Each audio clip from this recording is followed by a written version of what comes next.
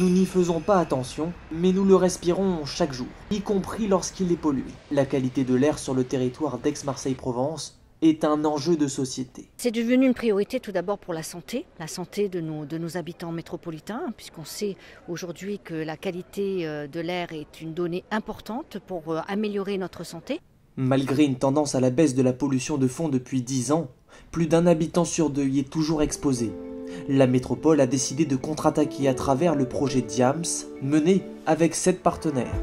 Autre projet innovant, la métropole souhaite installer un parc photovoltaïque de 10 hectares sur une ancienne décharge de stockage de déchets non dangereux dont elle est propriétaire à Malmort.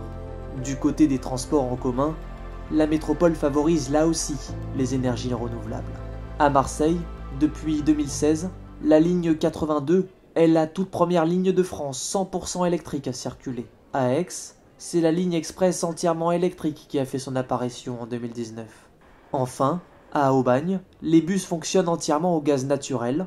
Son nom, le GNV. C'est d'ailleurs le carburant fossile le plus propre, 25% en moins d'émissions de CO2 par rapport à un véhicule classique. En matière de transition énergétique, la métropole Aix-Marseille-Provence est aussi en première ligne.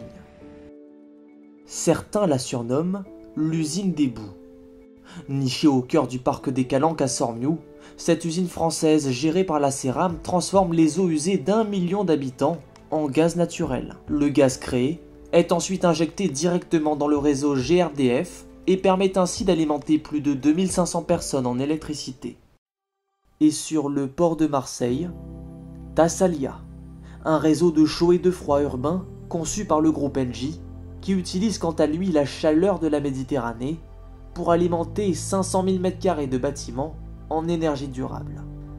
Tout cela grâce à une centrale de géothermie marine raccordée à l'écoquartier Euro-Méditerranée, une première en France. Résultat, moins de 70% de gaz à effet de serre. La métropole s'engage pour une diminution de 30% de sa consommation d'énergie d'ici 2030 et pour la couverture des besoins à 100% d'énergie verte à l'horizon 2050.